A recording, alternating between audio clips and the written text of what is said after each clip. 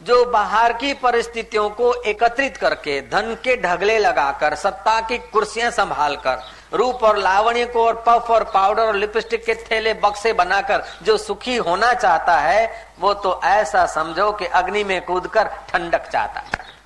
इतना बुद्धिमान है वो। जय श्री कृष्ण। आज तक ऐसा आदमी कोई सुखी मिला नहीं। हर्षित मिलेगा, थोड़ी देर के लिए हर्ष मिलेगा, लेकिन उतना ही वो खिन्न स्वभाव का होगा, उतना ही वो विकृत स्वभाव का होगा, अशांत स्वभाव का होगा। जितना जितना बाहर के साधनों से सुख लेने का अंदर में आग्रह रहेगा, उतना उतना उसके अंदर में भय, क्रोध, इच्छा, वासना, उद्वेग, ये सारा कचरा होगा। जैसे मांस के टुकड़े को देखकर चीलें लड़ती है, ऐसे ही भोगों को देखकर एक दूसरे में लड़ती।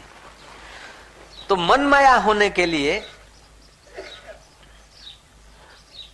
इन भोगों का, इन वस्तुओं का सदुपयोग होना चाहिए। तो सदुपयोग क्या करे कि शरीर पहले नहीं था, बाद में नहीं रहेगा।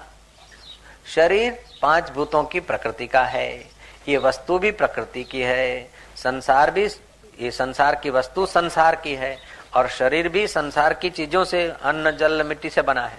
तो शरीर को संसार की सेवा में लगा दो। भोगों को सुख के लिए नहीं, लेकिन भोगों का सदुपयोग करके, सेवा करके आप अपनी निष्कामता बढ़ा दो। जैसे कलकत्ता में विद्यासागर, लेकिन विद्या में इतने कुशल थे, इतने बुद्धिमान थे, उनका नाम विद्यासागर पड़ा। 1800 संवत 1820 में उनका जन्म हुआ था। वो जब बालक थे तो अपने पिता के साथ टांगे में बैठकर कलकत्ता जा रहे थे। उनका गांव, सागर गांव, कलकत्ता से 19-20 माइल दूर था। माइल स्टोन देखकर उस बच्चे ने पिता से पूछा कि पिताजी, ये पत्थर पर क्या लिखा है? बोले, ये बेटा, ये अंग्रेजी में 19 लिखे। बोले, अंग्रेजी में 19 ऐसे होते हैं? हाँ। बस 19 के बाद 18 देखता गया, 17 देखता गया, अंग्रेजी के अंकों को उसने टांगे में जाते जाते पक्का कर लिया। ऐसा वो बुद्धिमान लड़का था। वो जब थोड़ा बड़ा हुआ तो उसको ये कोई सत्संग का प्रभाव, अगले जन्म का प्रभाव, उसको पता चला कि ये संसार की चीजें छोड़कर मर जाना है, अथवा तो इनका सदुपयोग करके अंदर आना है, या तो इनका सेवा के द्वारा सदुपयोग करके अपने परमात्मा में आना है, या तो इनकी मजूरी कर करके पच के मर जाना है और फिर घोड़ा, गधा, कुत्ता, सुअर, बिल्ला होकर जन्म मरण के चक्कर में पड़ना है। हम मध्य में है, सचेतन अवस्था में, इनका उपभोग अधिक करके अचेतन अवस्था में जाए, अथवा इनका सदुपयोग करके परम चेतन अवस्था में जाए, ये हमारे हाथ की बात है। यूनिवर्सिटी में उनकी नियुक्ति हुई और उनको एक डिपार्टमेंट एक्स्ट्रा मिला, तर्क शास्त्र पढ़ाने के लिए। 40 रुपया माहवार उनका पगार बढ़ाया गया। उस जमाने के 40 रुपए बहुत होते थे, लेकिन इतने अक्लमंद आदमी थे और इतने समझू थे कि कुछ ही दिनों में ट्रस्टियों को कहा कि मेरे से ज्यादा श्रीमान वाचस्पति जो है वो तर्क शास्त्र अच्छी तरह से पढ़ा सकते हैं, तो मैं अपने 40 रुपए के स्वार्थ के कारण बच्चों की पढ़ाई में खोट क्यों आने दूं? मेरे में तर्कशास्त्र पढ़ाने की क्षमताएं हैं, लेकिन मुझसे ज्यादा जो मेरे ध्यान में है, वाचस्पति नाम के एक सज्जन, ट्रस्टियों ने इनकी बात स्वीकार रखी। वाचस्पति के लिए निमंत्रण लेके गए। वाचस्पति इनके निमंत्रण को सुनकर चकित हो गए कि इस पोस्ट के लिए तो लोग खींचाखींची करते हैं और तुमको मिली है, और तुमने मेरे लिए ही सजेशन देकर मेरे घर मेरे को बताने आए। वास्तव में तुम विद्यासागर, तुम मानव नहीं हो, तुम देव हो। मानव जब भोगों में ठहरता है तो मानव होता है, आसक्ति करता है तो दानव होता है, और त्याग करता है तो देव होता है। तुम देव हो। देव कौन होता है पता है? जो यज्ञ करता है। इंद्र कौन बनता है? जो यज्ञ करता है। यज्ञ में क्या होता है? त्यागना पड़ता है। स्वाहा स्वाहा स्वाहा, खूब स्वाहा स्वाहा करके त्यागा है, तब देव हुआ है। तो तुमने ये पदवी त्याग दी। बोले, इसमें क्या बात है? जिससे बहुजन हिताय प्रवृत्ति, दूसरों का मंगल होता है, इसी में तो मेरा मंगल है, क्योंकि हम व्यापक समाज से जुड़े हैं। आप समाज से अलग नहीं रह सकते। समाज के हित में आपका हित, पड़ोस के हित में आपका हित है, कुटुंब के हित में आपका हित है, देश के हित में आपका हित है, विश्व के हित में आपका हित है, और विश्व के विनाश में अपना भी तो अहित होता है। आप विश्व से जुड़े हुए हैं। अगर इधर आप शुभ वातावरण में बैठे हैं, चिंतन ध्यान भजन करते हैं, तो आपके शुभ भाव, शुभ श्वासोश्वास इर्द गिर्द जाकर अच्छा फैलावा करता है। ऐसे हम अशुभ चिंतन करें तो वो भी वायुमंडल में फैलता और कोई न कोई वो श्वास लेगा। तो एक आदमी अकेला नहीं है, वो पूरे विश्व से जुड़ा है। जैसे आप सूर्य के किरण से जुड़े हैं, सूरज वहां ठंडा हो जाए तो हम लोग कहने को नहीं रहेंगे सूरज ठंडा हो गया।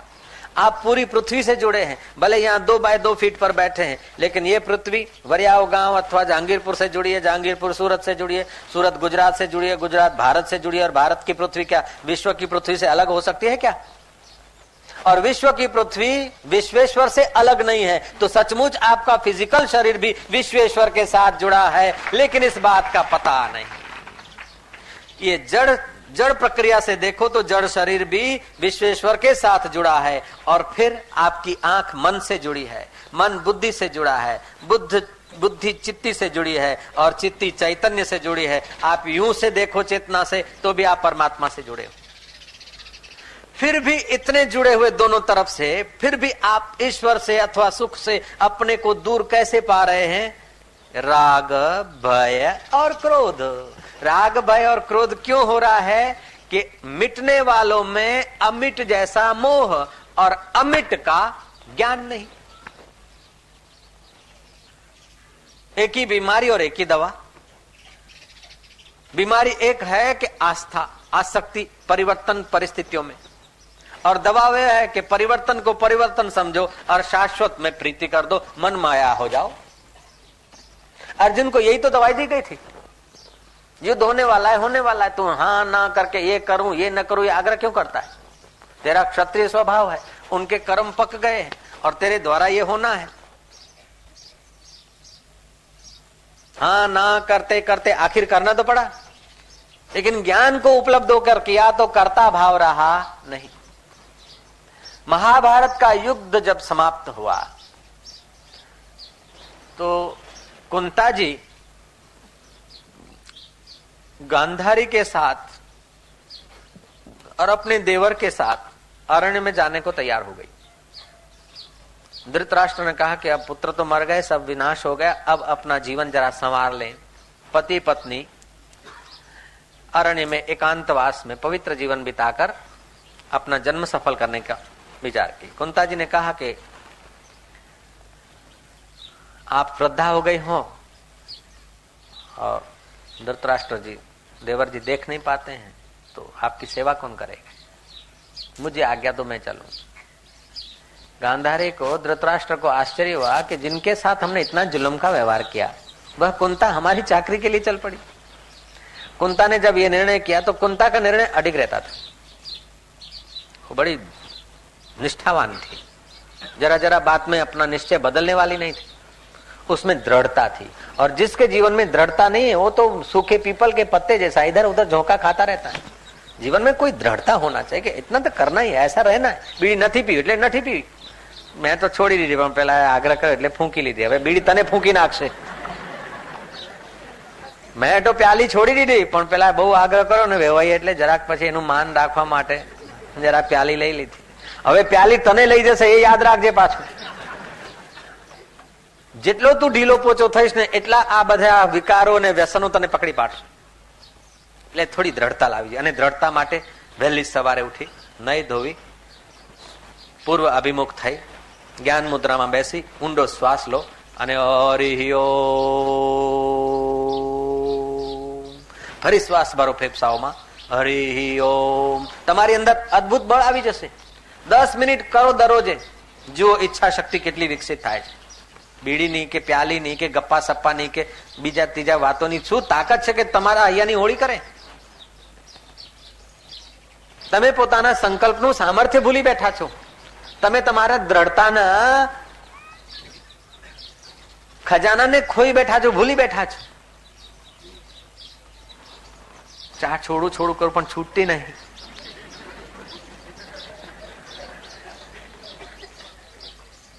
तुम्हारे में ईश्वर का अथाह बल है। ये चाह कम वक्त चाह के कब की क्या ताकत के तुमको जीत ले। एक जरा सी प्याली या सिगरेट बीड़ी या छीकनी की क्या ताकत की तुम्हारा नाक पकड़ ले। तुम अंदर से हार जाते हो तब परिस्थितियों को जीत मिलती है। ईश्वर के लिए भले ईश्वर के आगे तुम दीनहीन हो जाओ, लेकिन अंदर से तुम समझना कि सचमुच में तुम दीनहीन नहीं हो। अगर तुम सचमुच में दीनहीन और तुच्छ होते तो मंदिर में प्रार्थना करके जो बाहर निकलते, भगवान मैं कुछ नहीं, मैं दीन हूं, मैं हीन हूं, मैं पापी हूं, मैं तुच्छ हूं, उस तुच्छ की प्रार्थना करके जो बाहर निकला मंदिर से, उसको बुलाओ कि ये दीनहीन तुच्छ जरा इधर आ जाओ। फिर देखो वो खबर ले लेगा, बदनक्शी का दावा कर देगा। उसकी गहराई में नहीं है तुच्छता, तुम्हारी गहराई में तुच्छता नहीं है। लेकिन तुम जब परिस्थितियों के तुच्छ क्षणिक सुखों को आस्था देकर अपनी शक्तियां बटोर देते हो, तब ये विषय विकार तुम पर धमा बोल देते हैं और तुम अपने को कुचले हुए दीनहीन मानते हो। कितना भी कुछ हो गया, आज तक कितना भी तुम्हारे पर अन्याय हो गया, मन ने कई बार कसम खा के तुम्हें गिरा दिया, फिर भी अगर अभी आप तुम दृढ़ता करो तो तुम्हारे में वो ताकत है कि सदियों की यात्रा इसी जन्म में पूरी कर सकते हो। बालिया लुटारा 7.5 बैलगाड़ियां भर जाए, इतने लोगों की हत्या किया था। इतनी हत्या तो तुमने नहीं की होगी।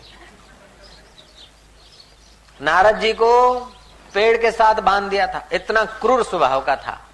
लेकिन जब संत का संग मिल गया और बात समझ में आ गई, करवट ले ली जीवन ने, वाल्मीकि ऋषि बन गए और उनकी लेखनी से जो टपका है वो शास्त्र बन गया, वाल्मीकि रामायण। हम लोग सिर झुकाते हैं।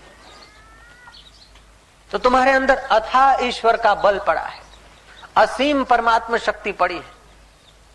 किसी ने कह दिया कि तेरा लड़का भगत हो गया, मैं तो रोके घर वापस आई, अब तो मेरे लिए बड़ौदा जहर हो गया।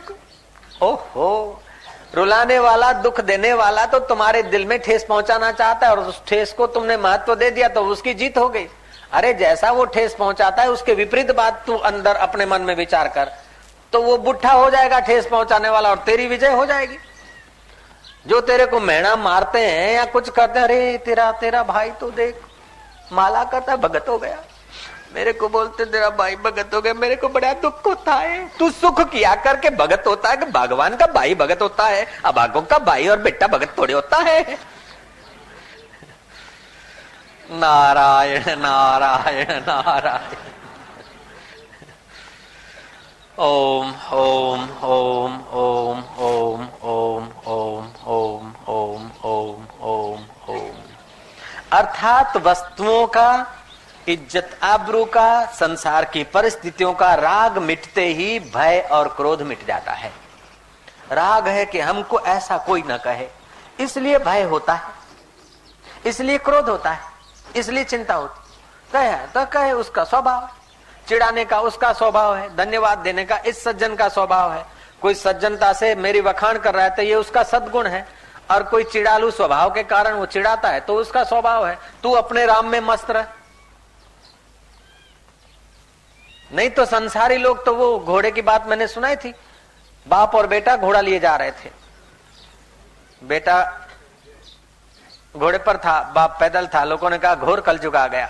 जवान हट्टा कट्टा घोड़े पे बैठा, बुढ़ा बाप बेचारा पैदल जा रहा है। शर्म की बात। छोरा नीचे उतरा, बाप को बोला तुम बैठ जाओ प्लीज। बाप बैठ गया। लोगों कीधું જો આ ડોહો થયો પણ હજી ઘોડા ઉપર બેસવાનો શોખ ગયો નહીં। બાપડો છોકરો પગપાળો જાય અને ડોહાને હજી ઘોડા ઉપર બેસવાનો શોખ છે। કેટલી આસક્તિ! આ હા હા હા, તોબા તોબા તોબા, ખુદા ખેર કરે। બાકી તો ભાઈ હવે એક છોકરો કે હું ના બેહું એકલો, બાપ કે હું ના બેહું, કે હેડો પછી હવે આપણે ડબલ સવારી કરો। ડબલ સવારી બેઠા કે છે લાજ શરમ। એક મૂંગું પ્રાણી બે બેઠા લઠ્ઠા જેવા। હવે કે શું થાય કે આપણે ઉતરો બે ના બે। બાપ દીકરો ઉતર્યા, ઘોડો દોરીને જાય છે કે છે અક્કલ? છતે ઘોડે પગપાળા જાય છે ઉપલો માળ જ વેચી દીધો છે આ લોકો।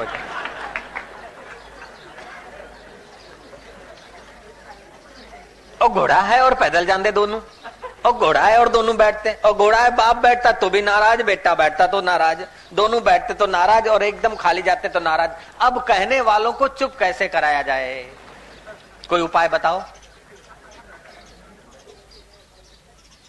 वो क्यों खिलौने हो गए कि उनका आग्रह था कि हमको कोई कहे नहीं। अरे कोई कहे नहीं, ऐसा तो दुनिया में आज तक कोई पैदा ही नहीं हुआ कि जिसके लिए कोई कहे नहीं,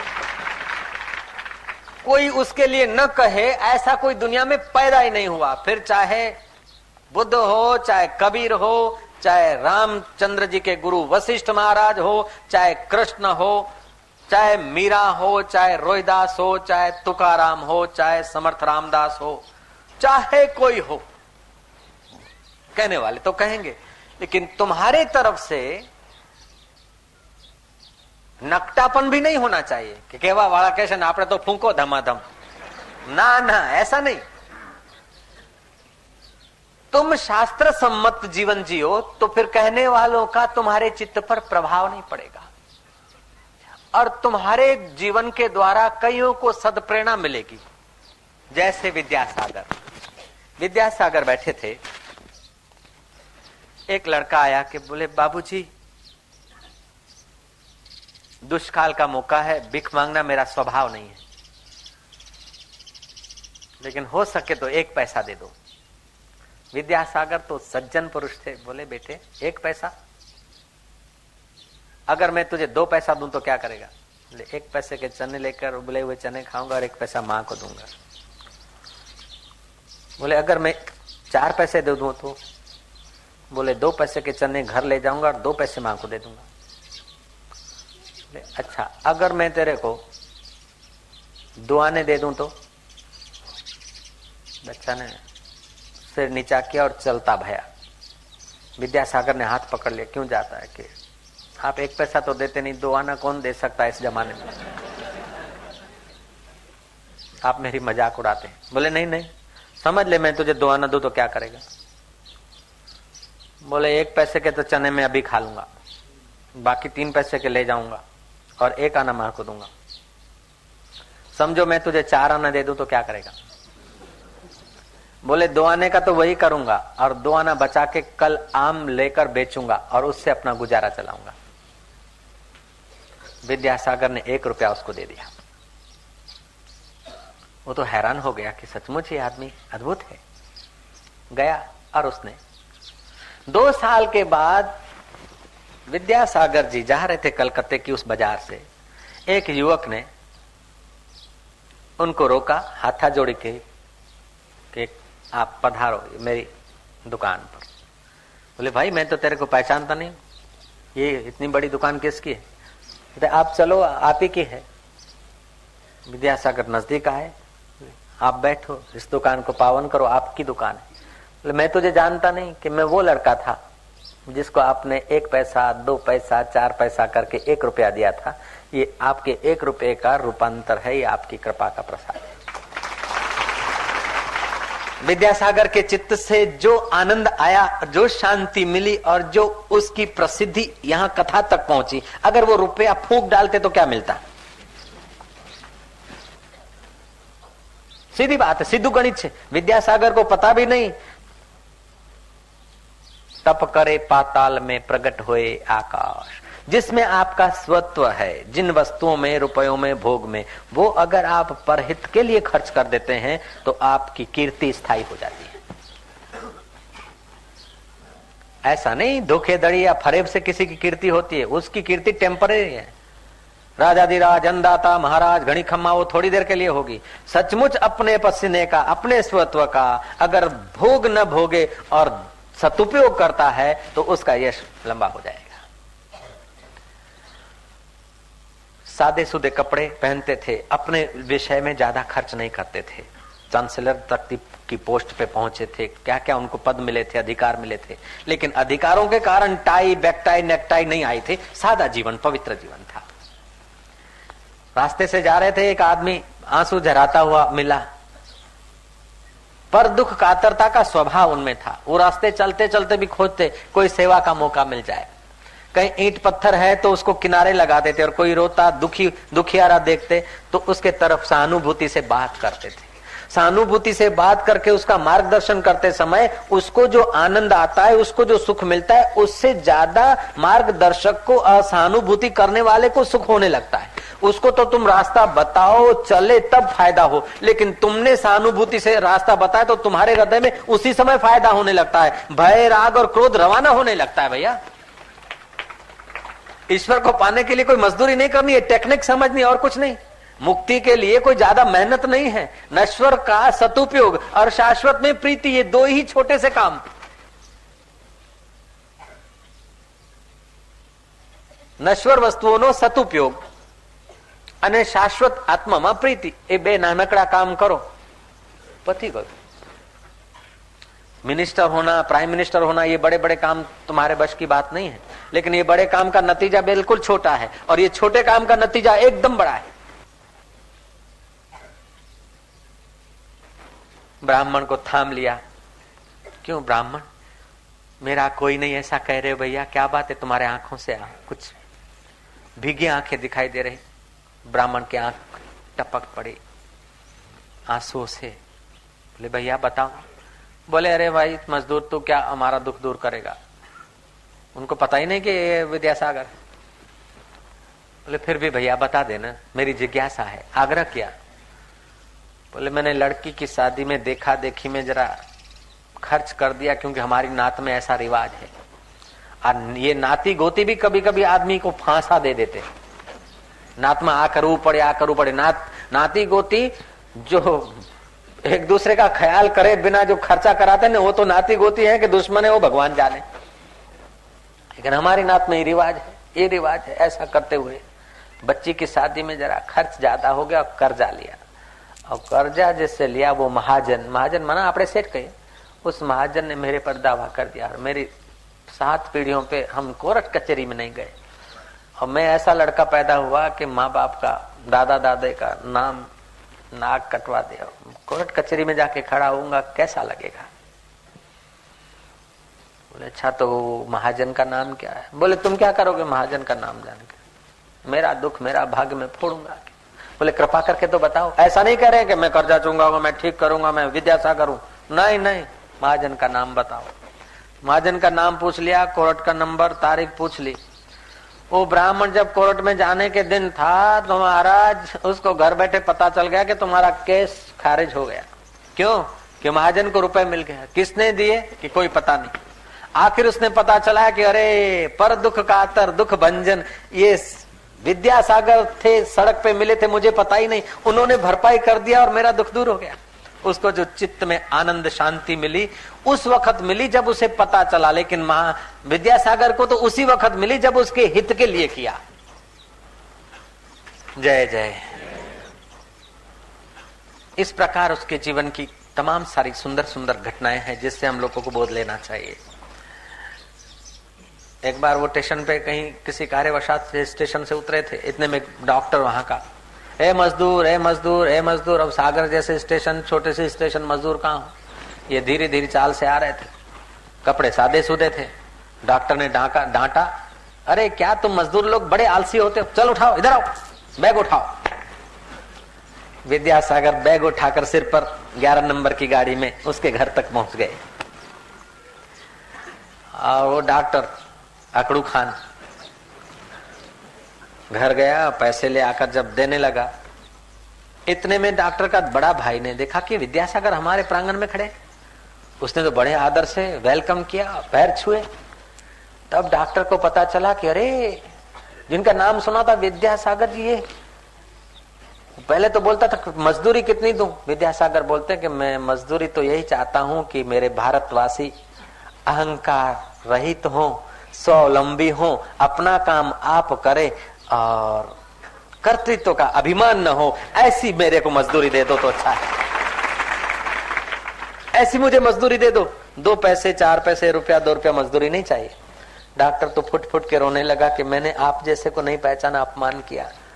बोले तुम अपने को नहीं पहचाना तो फिर अपने को ही पहचान लो, हम उसी में आ गए, उसी के शरण है हम। नारायण नारायण नारायण नारायण नारायण नारायण।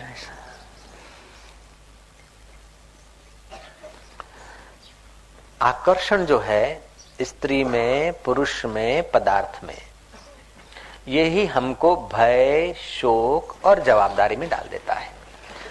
जिससे स्त्री, पुरुष और पदार्थ शोभायमान हो रहे हैं, उसके आकर्षण का पता नहीं, इसलिए इन बाहरी आकर्षणों में हम हस्ताक्षर कर लेते हैं।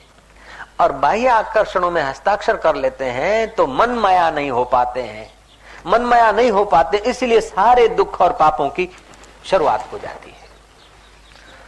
ओम ओम ओम ओम ओम ओम ओम ओम ओम ओम ओम ओम ओम ओम ओम। ज्ञान विवेक बाहर मिलता सो मिले, अंतर सब सो एक। बाहर मिलने जुलने में सबसे ठीक, लेकिन अंदर में समझे कि ये सब स्वप्न है, ये सब आने जाने वाली परिस्थितियां हैं। मेरा तो मिलने हार वो है, मेरा कृष्ण तत्व, मेरा राम तत्व, मेरा गुरु तत्व, मेरा आत्मदेव। ऐसा अगर सजगता से भान रहे तो भय, राग, क्रोध क्षीण होता जाएगा। और जितनी जितनी आस्था मिटती जाएगी नश्वर वस्तुओं की, उतना उतना भय, राग, क्रोध दूर होता जाएगा। और जितना जितना भय, राग, क्रोध दूर होता जाएगा, उतना उतना मनमया होता जाएगा। और जितना मनमया होगा, बहु ज्ञान तपसा। फिर एक बात और समझ लेना, जरा सूक्ष्म है।